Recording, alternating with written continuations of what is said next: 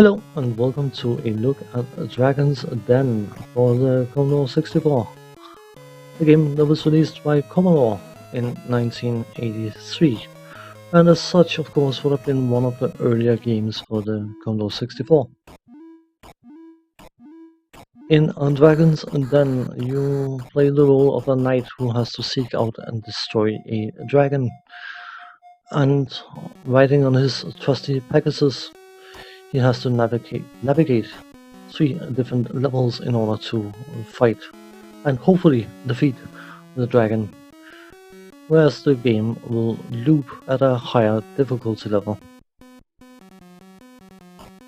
The first stage contains a mountain with some birds, and our hero has to provoke the birds into leaving their nests by flying close to them on his Pegasus, and once they have all left their nests, a lance will magically appear in his hands and he can use said lance to dispose of the birds, thereby getting access to the tunnels, which is the second stage. In the tunnels you will ride on the ground, avoiding obstacles and disposing of enemies, and while you can jump over obstacles you are still flapping, so you can technically do multiple flaps and hover in the air. The spears being fired at you in the tunnels, by the way, you could think that you could just be smart and flap all the time and avoid the spears entirely, but then they start coming from the top.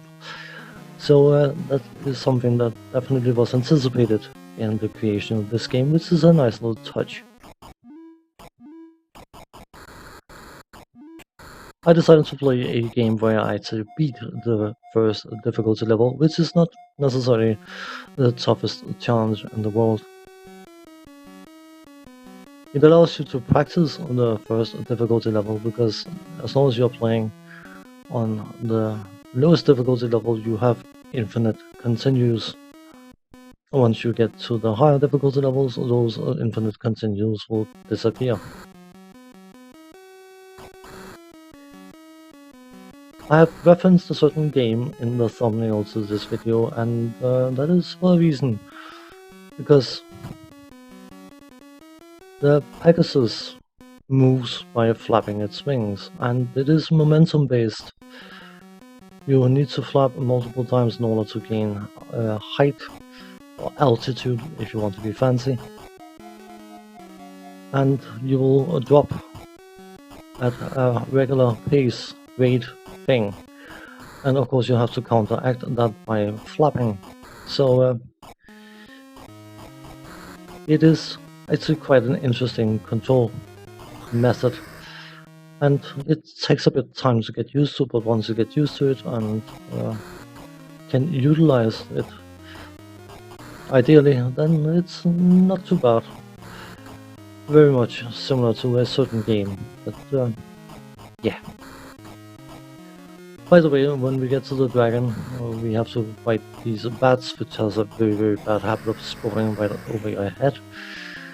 And once we break the dragon free, we need to hit it 4 times. And then it will explode in spectacular fashion. And we are a hero, and our reward is we get to try to do the same thing again at a higher difficulty level. Ooh.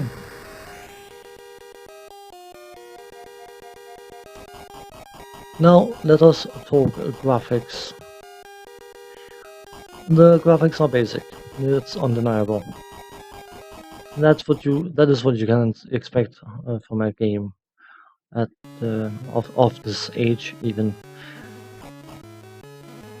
But it's actually not bad. The fact that our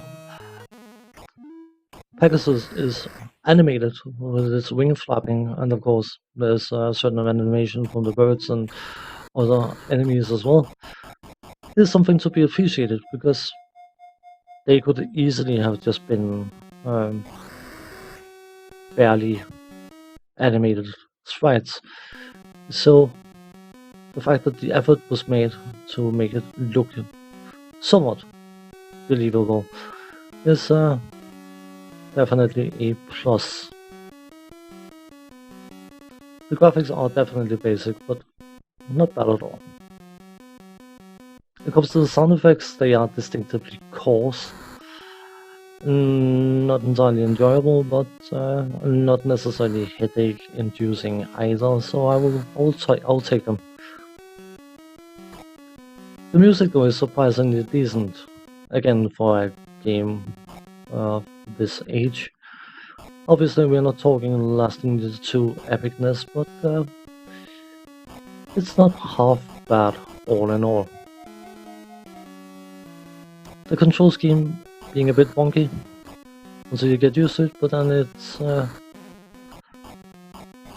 second nature, and as such you start getting good and all that stuff and can actually progress through the game.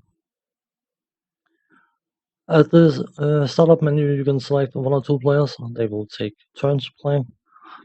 You can select difficulty 1, 2 or 3, and you can select the effect of the flapping.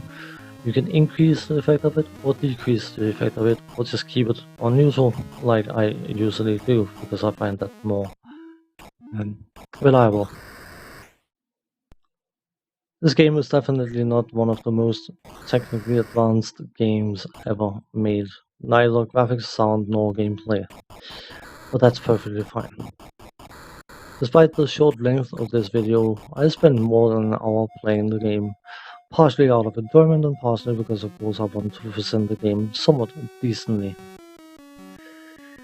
There's a certain charm about playing these older games, some of the very early games, because it is essentially part of computer gaming infancy. Perhaps a bit of a novelty today, but you know what, for a 1983 game, I'm not unhappy with it at all. Thanks for watching, take care, see you next time, bye bye for now.